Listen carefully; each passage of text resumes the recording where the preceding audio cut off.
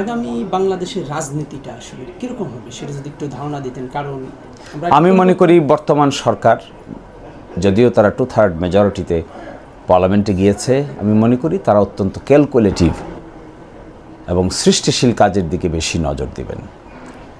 গত 2-1 দিনের অ্যাটিটিউডে মনে হয়েছে বর্তমান সরকার উদ্ধত আচরণ করবে না, অনেক নমনীয় আচরণ করবে। আমার কাছে এটিও মনে হয়েছে বর্তমান সরকার এবং বিরোধী দল উভয়ই একটি কনস্ট্রাকটিভ বা গঠনমূলক রাজনৈতিক কালচার বৃদ্ধি করার জন্য আপ্রাণ প্রচেষ্টা চালাবে। এর মধ্যেও কিছু যে অঘটন ঘটবে না তা নয়, কিন্তু আমি মনে করি মোটা দাগে 5ই আগস্ট থেকে সকলেই শিক্ষা নেবেন, নিয়ে ভবিষ্যতে দেশের মানুষকে সাংবিধানিকভাবে তাদের রাইটস এবং রেসপন্সিবিলিটিস পালন করার ক্ষেত্রে গুরুত্বপূর্ণ সতর্ক ভূমিকা পালন করবেন। বর্তমান সরকার আমি এক্সপেক্ট করব এবং বিরোধী দল কেউই আদালতকে রাজনীতিতে টেনে আনার চেষ্টা করবেন না।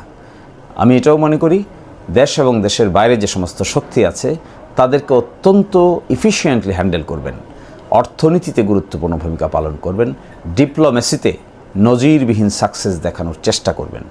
বাকিটা নির্ভর করবে সময়ে সময়ে এখনকার স্পিরিট যদি ঠিক থাকে। আমি একটা অনুরোধ জানাবো বর্তমান সরকার এবং বিরোধী দলকে, সকলেই যেন এক্সট্রা রিসোর্স, কোয়ালিফাইড রিসোর্স দেশ এবং দেশের বাইরে থেকে যারা বিভিন্ন জায়গায় লুকিয়ে আছে, এক্সপার্টিজ আছে, তাদেরকে যেন ইনভাইট করেন দেশে আসার, কাজ করার, দেশের জন্য অবদান রাখার। তাহলেই ম্যান পাওয়ারের সংকট কমবে। আসলে বর্তমান যুগটা হলো এক্সপার্টিজের যুগ। এখানে বক্তৃতা দিয়ে কাজ হবে না, কে কার চেয়ে বেশি কাজ ডেলিভারি দিতে পারে এটাই হবে ভবিষ্যৎ রাজনীতির কেন্দ্রবিন্দু।